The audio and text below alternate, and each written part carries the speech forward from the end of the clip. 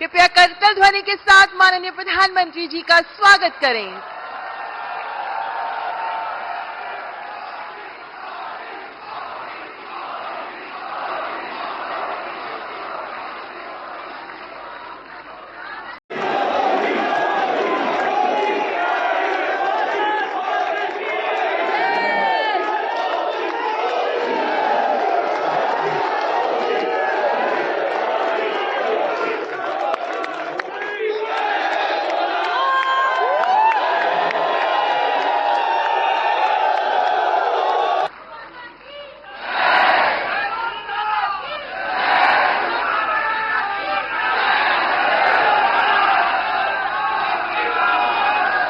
हमारे आत्मविश्वासी मुखर नए भारत के कहानीकार, हमारे डिजिटल कंटेंट क्रिएटर्स की प्रतिभा को सम्मान देने के लिए, नेशनल क्रिएटर्स अवार्ड का मंच प्रदान करने के लिए, इस विजन को सामने लाने के लिए माननीय प्रधानमंत्री जी का बहुत बहुत आभार। और आप सब डिजिटल कंटेंट क्रिएटर्स की ओर से माननीय प्रधानमंत्री जी का स्वागत करने के लिए मैं फेमस पॉडकास्टर राज शमानी को मंच पर आमंत्रित करती हूं।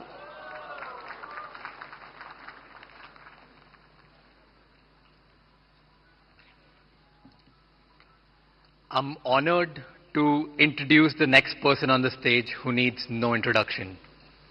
But before I do that, I want you to thank your stars. शुक्र मनाओ guys कि ये content creator नहीं है, क्योंकि अगर ये होते तो हम सबकी दुकानें बंद हो जाती।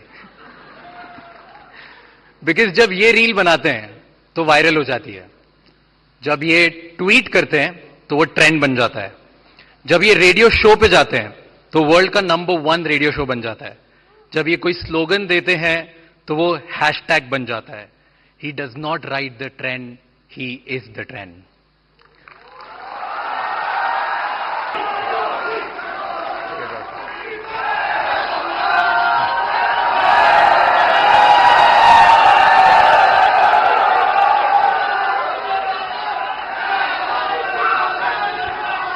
Thank you Raj Shamani.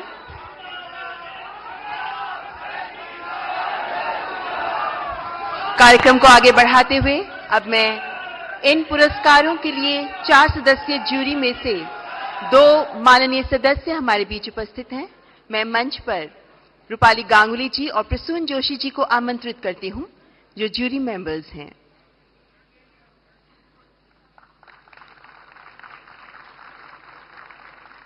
और अब अति आदरणीय प्रधानमंत्री जी के कर कमलों द्वारा पुरस्कार वितरण का शुभारंभ किया जाएगा। माननीय प्रधानमंत्री जी तथा माननीय मंत्री महोदय, आपसे अनुरोध करती हूं कृपया पुरस्कार वितरण का शुभारंभ करने के लिए मंच पर आगे आएं। The first category, the award for the new India champion, the award goes to Abhi and new.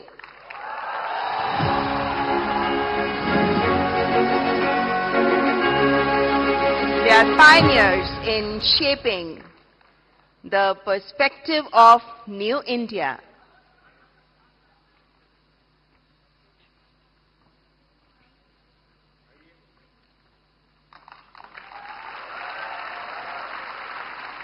Through their insightful content and wide range of topics, they have raised awareness for New India.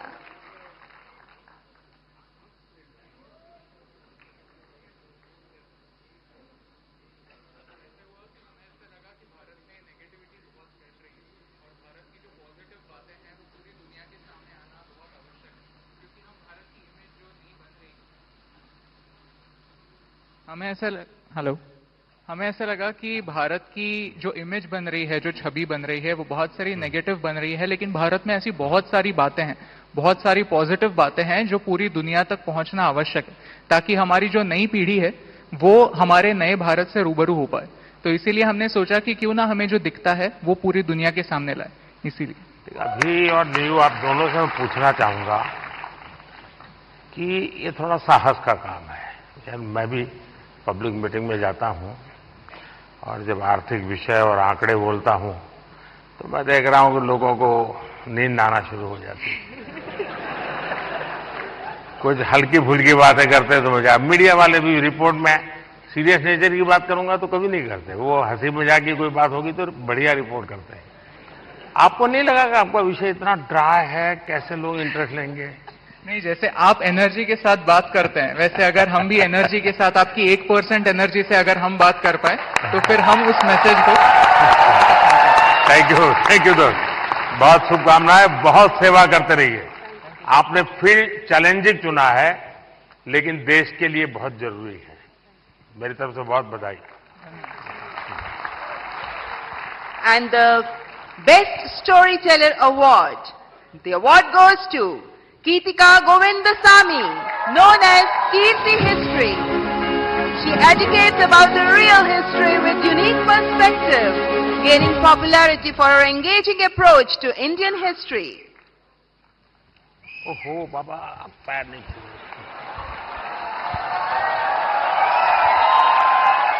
देखिए, वैसे politics में पता नहीं देश में परंपरा बन गई, लोग पैर छूते हैं। कला जगत में पैर छूना उसका भाव अलग है, लेकिन मैं बहुत डिस्टर्ब हो जाता हूं। और उसमें भी जब कोई बेटी।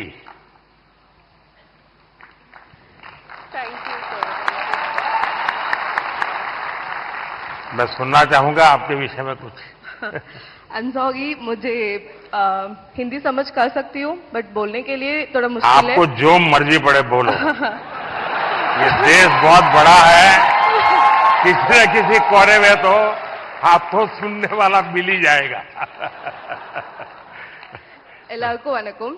I would really like to appreciate our Honorable Prime Minister for the fact that you have taken up Tamil in a lot of stages and you said like Tamil. So I must start with Vanakkam. Yeah, Vanakkam. So I'm really grateful for that. I always felt like it lacks a national platform which you brought here. So I'm really grateful for that, sir. I'm so honored. I'm just shaking. I don't know what to say. Thank you so much. नहीं, आपको अनुभव क्या आ रहा है जब आप, क्योंकि इतिहास से कुछ घटनाएं उठाती हैं और बड़ा, आप तो जहां से ये काम कर रही हैं थोड़ा तकलीफ वाला इलाका है, तो क्या फील करती हैं आप? I would say it's little complicated since history and politics are like interconnected. So it's like I get a lot of troll also, but that's fine. It's just share with the facts and all. Teenager का जो group है, हाँ. जो सबसे ज्यादा अपना समय यहाँ बिताता है, मतलब आप लोगों के लिए वो समय खर्चा करता है, उनको कौन सी चीजें ज्यादा अपीलिंग लगती है? They actually in my audience I have a lot of teenagers and they really watch things. इन सब के वो सारे खिलाड़ी टीनेजर्स ही है। That's true. So they really like things about the stories which talks the greatness of India. So that kind of stories they really like a lot. उनको अच्छा लगता है। Yeah. चलिए, People really feel proud of it. बहुत सेवा कर रहे हैं आप देश की। Thank you. Thank you, so all the much. Best. So big applause for Keetika Govindasamy. And the next category is Disruptor of the Year Award. स्थापित मानदंडों को चैलेंज देकर नई राह बनाने वाले ये अवार्ड, जिसके विनर है Ranveer Allahbadia. We know him as Beer Bicep. He focuses on fitness, spirituality and lifestyle through his The Ranveer Show. बधाई हो। तो आज भी कुछ फिटनेस का मंत्र देंगे लोगों को? योगा करनी चाहिए, मेडिटेशन करनी चाहिए। तो फिर तो ये लोग कहेंगे कि मोदी जी की बात बता रहा है। तो फिर कहेंगे तुम बीजेपी वाले हो गए हो। नहीं सर, मोदी जी शायद यूथ की बातें कर रहे हैं, तो पूरा यूथ भी मेडिटेशन कर रहा है। आप बस वही बात फिर से कह रहा हूं मैं। कभी मैं आपको पूरी तरह तो फॉलो कभी किया नहीं है। क्यों सर? क्योंकि बहुत कठिन होता है जी, मुझे खुद को 50 साल छोटा करना पड़ेगा, तब जाकर के आपके साथ थोड़ा वेवलेंथ बैठेगा। मेरा वेवलेंथ नहीं, मैं विषय पूछना, क्या नींद के संबंध में आप कोई कार्यक्रम करते हैं? कभी कभी एलियंस येटीज के सपने आते हैं। नहीं, मैं इसलिए कह रहा हूं कि सचमुच में नींद की बहुत उपेक्षा हो रही है जी, जबकि पूरी दिनचर्या में पहला टाइम टेबल नींद तय करनी चाहिए। मैं बहुत उल्टा बता रहा हूं आज, क्योंकि मैं उसका भुक्तभोगी हूं। मैं नींद के संबंध में बहुत ही इनडिसिप्लिन हूं। मैं बहुत कम सोता हूं और मेरे सब लोग मुझे डांटते रहते हैं और कई सालों से मेरी बीमारी आ गई है, मैं बहुत कम सोता हूं। लेकिन मैं चाहता हूं लोग पूरी नींद सोते रहे, ऐसा मैं नहीं चाहता हूं। मैं जगाना, लोगों को जगाना मेरा काम है।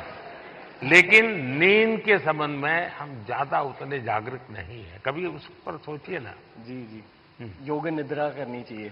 योग निद्रा अलग है जी, वहां मत ले जाइए।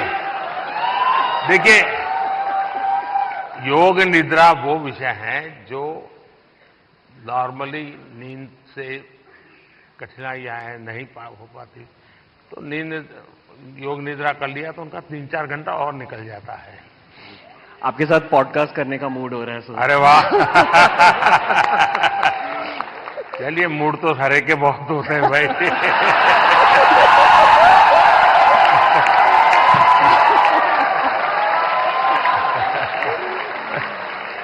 All the best. Thank you.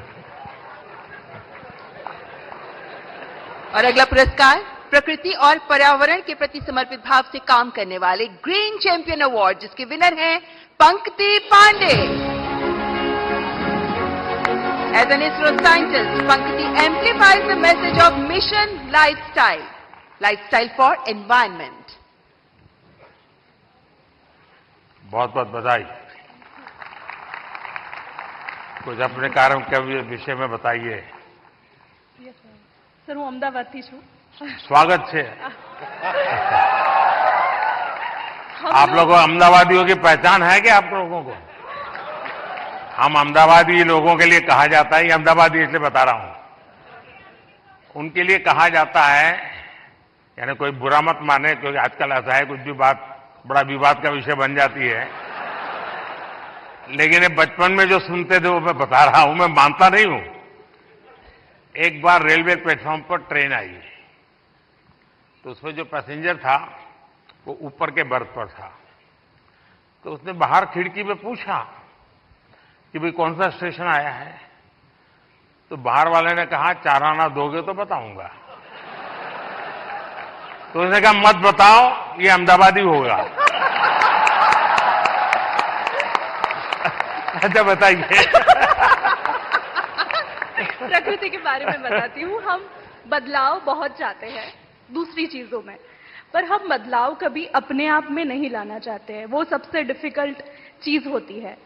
तो मैं अभी यहाँ पे जो सब लोग उपस्थित है यहाँ पे, उनसे कहूंगी, एक चीज हम अगर हमारे वहां पे करें, हम अपने वेस्ट को ऑडिट करें। हम दूसरों का कचरा देखते हैं, पर हम क्या खुद निकालते हैं वो हम कभी नहीं देखते हैं। तो I request all of you to waste audit your dustbin, कि क्या हम हमारी लाइफ को जीरो वेस्ट बना सकते हैं। पूरे तरीके से नहीं, पर क्या हम कोशिश कर सकते हैं। Thank you so much. Mission life के संबंध में डिटेल स्टडी किया है आपने? मिशन लाइफ नहीं सर। मैंने एक यूएन सेक्रेटरी जनरल के साथ दुनिया के सामने एक मिशन लॉन्च किया है। क्लाइमेट, एनवायरमेंट, सर्कुलर इकोनॉमी, ये सारी बातों से हम परिचित है। और लोग दुनिया कहते हैं तुम ये मत करो, तुम वो मत करो। सारा मैं क्या करूंगा कोई कहता ही नहीं है। बिल्कुल। और इसलिए मैंने कहा है मिशन लाइफ।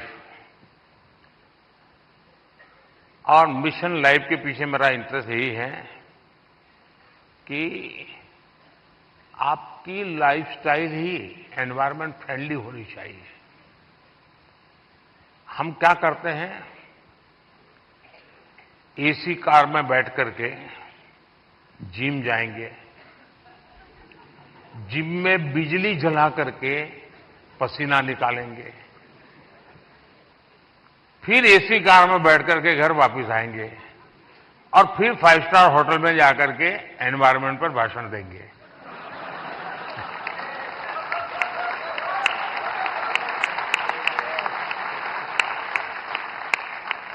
ये ग्लोबल वार्मिंग की समस्या का समाधान का सबसे बड़ा उपाय हमारी लाइफस्टाइल है। आपका यही मिशन है ना? यस सर, बिल्कुल। बहुत अच्छा ये काम कर रहे बदलाव हो। हमसे है, बिल्कुल। और अहमदाबादी है तो वेस्ट का बेस्ट कैसे बनाना इसमें एक्सपर्टाइज होती है। ये अहमदाबादी लोग एक भी चीज फालतू छोड़ते ही नहीं है। धन्यवाद जी। माइक दे दीजिए क्योंकि वो काम आएगा।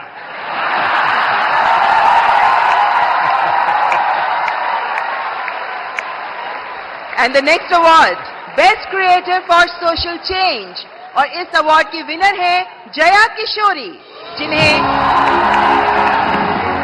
आधुनिक दौर की मीरा कहा जाता है। One of the youngest spiritual orators, she shares stories and teachings from Bhagavad Gita and Ramayana in insightful manner. बहुत बहुत बधाई आपको। चलिए, आपने लोगों को आध्यात्मिक दुनिया की तरफ बड़ी आधुनिक तरीके से रुचि फैलाई है। बहुत बहुत धन्यवाद।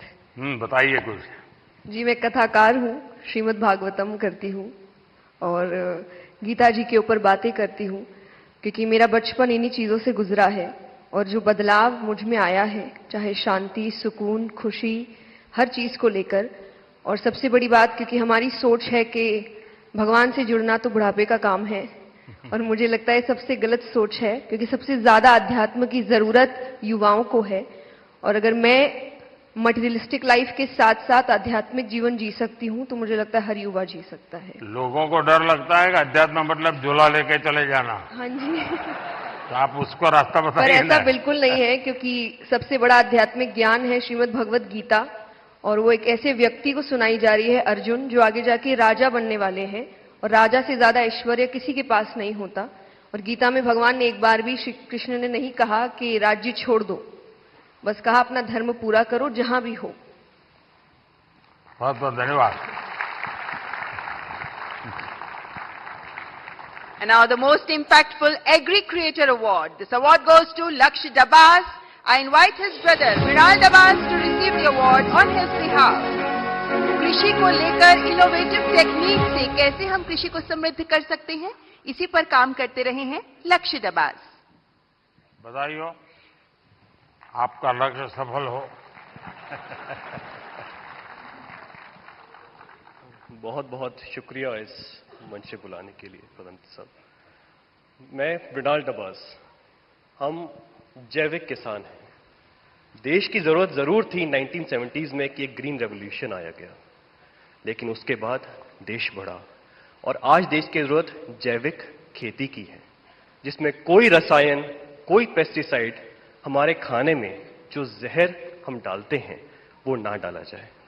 इसी संदर्भ में हमने 30,000 से ज्यादा किसानों को अपने खेत में बुला के, हम जटखोड़ खेत से बिलोंग करते हैं जो दिल्ली सोनीपत बॉर्डर पे है, बुला के कैसे जैविक खेती की जाती है, किस तरह कीटों से बचाया जाता है, उस संदर्भ में उनको सिखाया है। अगर हम सरसों का तेल निकालते हैं तो एक्सपेलर यूनिट नहीं, जो प्राचीन समय में कच्ची घानी का तेल हुआ करता था। अगर हम गाय पाल रहे हैं, जर्सी एचएफ नहीं, जो हमारी देसी गाय है, गिर है, सहवाल है, थारपारकर है, राठी है, क्यों उसको भी हमें ज्यादा सेवा करनी चाहिए? और उसके दूध में और उसका जो घी बनता है, क्या उसमें ज्यादा प्रोटीन कंटेंट होता है और हमारे शरीर के लिए क्यों वो ज्यादा जरूरी है? इसी संदर्भ में हमारा उद्देश्य रहता है। और देखिए, लक्ष्य आप स्वयं तो एक मिशन बोर्ड में इस काम को कर रहे हैं, लेकिन आज आपका यहां आने से इनको भी और देश को पता चलेगा कि ऐसे नौजवान, जबकि दुनिया कुछ अलग सोचती है, ये अलग सोच रहा है।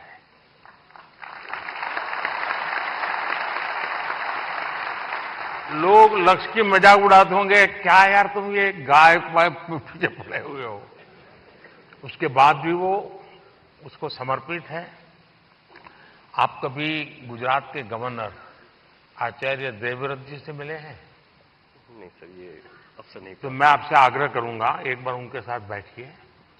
वो एक मिशन बोर्ड में ये नेचुरल फार्मिंग पे काम करते हैं। कुरुक्षेत्र में उनका एक फार्म भी है और गुजरात में करीब उन्होंने 3 लाख किसानों को नेचुरल फार्मिंग की तरफ ले गए हैं और जो उसके रिजल्ट आए हैं बहुत ही एनकरेजिंग है। दूसरा, लोगों में एक भ्रम है जिसको आप ठीक कर सकते हैं। ऑर्गेनिक फार्मिंग और नेचुरल फार्मिंग दोनों अलग है। कुछ लोग कहते हैं कि ऑर्गेनिक फार्मिंग में शुरू में इनकम का बहुत लॉस होता है, उसके कारण कोई किसान हिम्मत नहीं करता। नेचुरल फार्मिंग में लॉस नहीं होता है और धीरे धीरे प्रोडक्टिविटी बढ़ती है, क्वालिटी बढ़ती है, एकरेज बढ़ता है। मैं चाहूंगा कि आप एक बहुत अच्छा काम कर रहे हैं, लेकिन मैं आपसे आग्रह करूंगा आप आचार्य देवव्रत जी से जरूर मिलिए। यूट्यूब पर उनके बहुत सारे लेक्चर्स हैं, आप उसको देखिए। बहुत बहुत शुभकामनाएं। And now the cultural ambassador of the year award, और इस अवार्ड की विनर हैं जानी मानी गायिका मैथिली ठाकुर। आपके ओरिजिनल सॉन्ग्स होते हैं और आप पारंपरिक लोकगीत के माध्यम से विभिन्न भारतीय भाषाओं में गाती हैं और हमारे देश की समृद्ध संस्कृति को सामने प्रस्तुत करती हैं। मैथिली ठाकुर। मैथिली नमस्ते। तो आज कुछ सुनाई दो और क्या क्योंकि लोग मेरा सुन सुन के थक जाते हैं। बिल्कुल सर। अच्छा, थक जाते हैं ना? नहीं मतलब बिल्कुल मैं आपको सुनाती हूँ। और सबसे पहले सभी लोगों को महाशिवरात्रि की ढेर सारी शुभकामनाएं। और तो शिव जी का ही भजन कर लो आज। जी जी जरूर।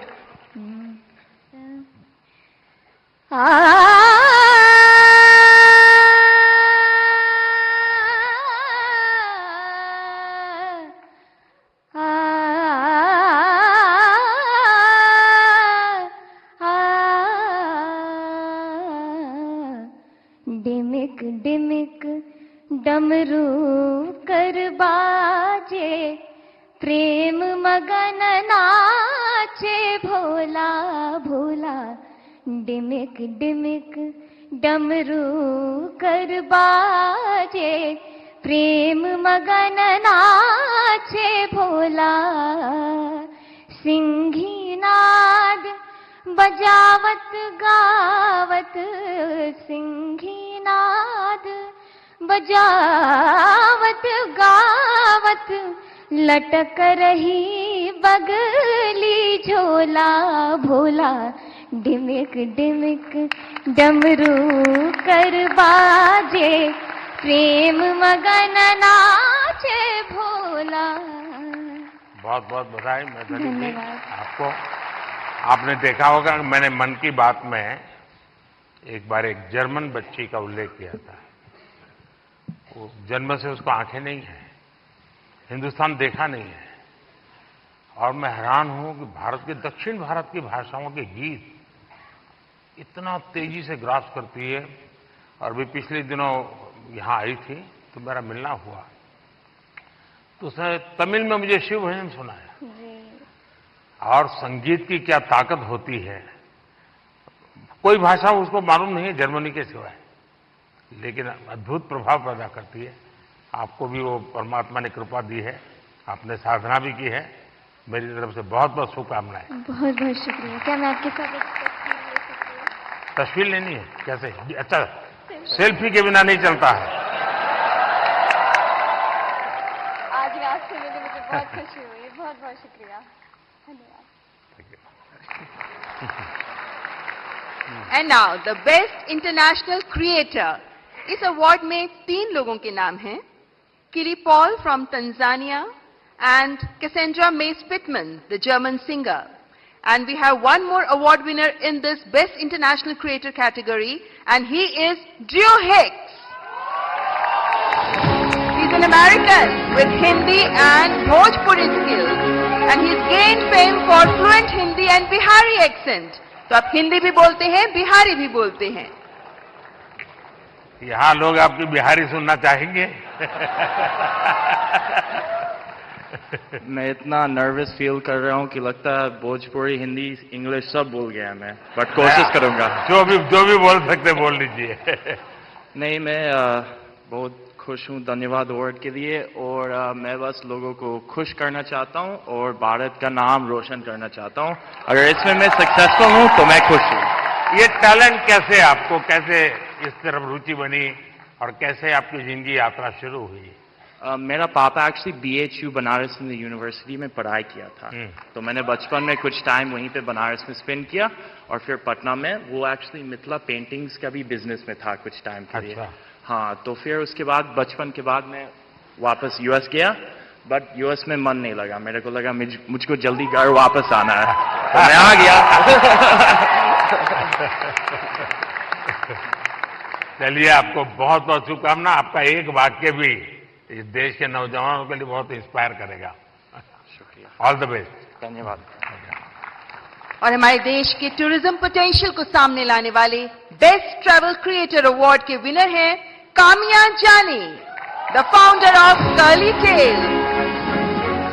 हमारे देश के कई ऐसे पहलुओं को सामने रखा है जो अभी तक अनएक्सप्लोर्ड रहे हैं। So the beauty of India has been showcased by her in her videos. That's Kamya Jani. बहुत बहुत बधाई। Thank you so much. Thank you. Thank you. Kamiya जी बताइए। मुझे घूमने का बहुत शौक है और मुझे लगता है कि जब हम ऑफिस से थके आ रहे आते हैं या वीक भर पूरा काम करते हैं, वीकेंड्स में हमें एंजॉय करना चाहिए। जो इतनी ब्यूटीफुल नेचुरल ब्यूटी हिंदुस्तान में है वो एंजॉय करनी चाहिए।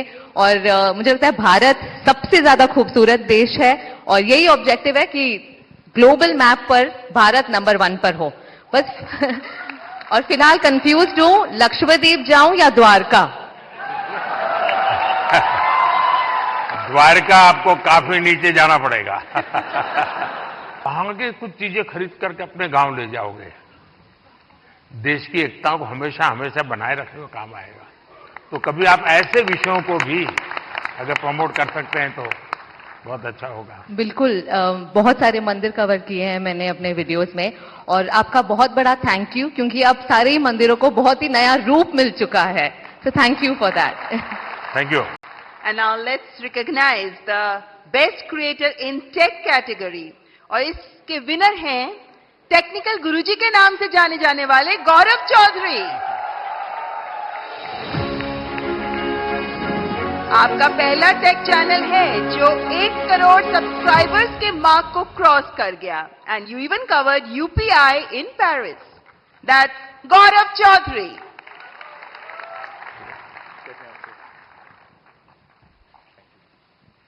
चलिए, अभी आज की दुनिया का इंसान है, कुछ बताएगा हमें। तो चलिए शुरू करते हैं। सर, मैंने 2015 अक्टूबर में अपना चैनल शुरू किया था और उसका एक बहुत बड़ा कारण है डिजिटल इंडिया, जो जुलाई के महीने में शुरू हुआ था। उससे 1 साल पहले जब आपने Make in India programme start किया तो हमने देखा कि कैसे टेक्नोलॉजी के फील्ड में स्पेशली इंडिया, जो हमेशा से हम जानते हैं कि हम सभी का जो टैलेंट है वो तो बहुत अच्छा है ही, लेकिन जैसे हमने देखा कि हमारे देश में जब मैन्युफैक्चरिंग स्टार्ट हुई, जो बाहर की कंपनियां भी इंडिया में आ रही हैं, तो उससे मुझे लगा कि क्यों ना मैं अगर अपना थोड़ा नॉलेज शेयर कर पाऊं, तो बस वही स्टार्ट किया है सर। आपने ध्यान में आया होगा, एक विषय को लेकर के मैं भारत काफी कुछ कर रहा है और दुनिया को भी मैं कहता रहता हूं। सभी दुनिया के बड़े बड़े नेताओं से इस विषय में मेरी जरूर चर्चा होती है और भारत का जो डिजिटल इंडिया का सक्सेस है, ये तो गौरव बराबर अच्छे तरह जानते हैं क्योंकि उसी फील्ड में काम करते हैं। लेकिन मेरा एक आग्रह रहता है कि उज्जवल भविष्य के लिए हमें टेक्नोलॉजी को डेमोक्रेटाइज करना चाहिए। हमारा UPI ये इसका बहुत बड़ा सिंबल है। ये कुछ लोगों की बपोती नहीं है, ये सबकी मालिकी है और दुनिया तभी आगे बढ़ेगी। कोई उसका एक बड़ा कंपनी का मालिक बन गया और दुनिया बांट रहा है, ऐसा नहीं।